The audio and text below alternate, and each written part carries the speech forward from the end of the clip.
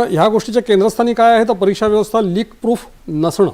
तर आता ही परीक्षा व्यवस्था लीक प्रूफ बनवण्याच्या दिशेनं हे विधेयक किती महत्त्वाचं पाऊल आपल्याला मानता येईल, यासाठी आणखी काही उपाययोजनांची गरज भासू शकते का? आता मला असं वाटतं की आत्ता सरकारने जे कायदा आणलेला आहे त्या कायद्याची अंमलबजावणी सुरू झाली. आता ती लगेचच सुरू होईल. म्हणजे आता काही महिन्यांनी आता UPSCच्या वगैरे पूर्वपरीक्षा होतील, MPSCच्या परीक्षा होतील. त्यावेळेला आपल्याला या कायद्याचा उपयोग कसा होतोय ते कळेल. याच्याशिवाय केवळ कायद्याने होणार नाही, त्याच्यामधल्या ज्या छोट्या छोट्या तांत्रिक बाबी आहेत त्या तांत्रिक बाबींवरती आपल्याला उत्तर मिळण्यासाठी किंवा मार्ग शोधण्यासाठी खरं जे आपल्याला उत्तर आहे ते निलेकणी समितीच्या अहवालामधून मिळणार आहे. म्हणजे निलेकणींनी आत्ता तातडीने काही सूचना केल्याच आहेत, कारभार स्वीकारल्या, पण ते मला असं वाटतं की जास्त तपशिलामध्ये जाऊन या सगळ्या पद्धतीचा अभ्यास करतील.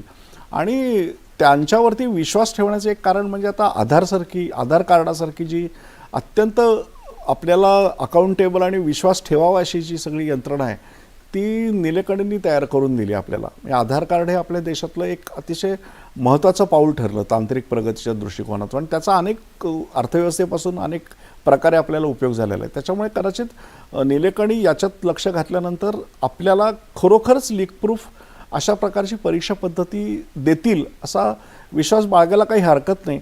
आणि या परीक्षांचे सुद्धा खूप स्तर आहेत, खूप वेगवेगळ्या स्तरावरच्या, अगदी विद्यार्थ्यांपासून ते व्यावसायिक प्रवेश करण्यासाठी नोकरीमध्ये देणारे परीक्षा आहेत, UPSCच्या परीक्षा आहेत, अशा सगळ्या वेगवेगळ्या परीक्षा आहेत. त्या सगळ्या परीक्षा फुलप्रूफ करणं ही एक खूप मोठी जबाबदारी आहे. त्याच्यासाठी जसं तांत्रिक प्रगती तसं एक म्हणजे मनुष्यबळ विकास ज्याला म्हणतो आपण तसं पण करण्याची गरज आहे.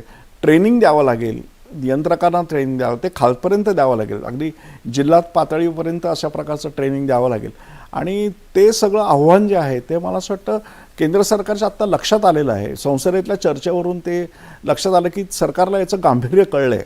आणि त्यामुळे सरकारने हे 24 आणि आत्ताचं जर विधेयक आपण बघितलं तर त्याच्यातली जी गुणात्मक फरक आहे किंवा त्याच्यातला जो डिटरंट वाढला आहे त्याच्यावरून आपल्या लक्षात येईल की सरकारला याचं गांभीर्य कळतं आहे आणि त्यानुसार पुढची पावलं टाकली जातील अशी अपेक्षा आहे. अगदी सारंगजी, मला वाटतं की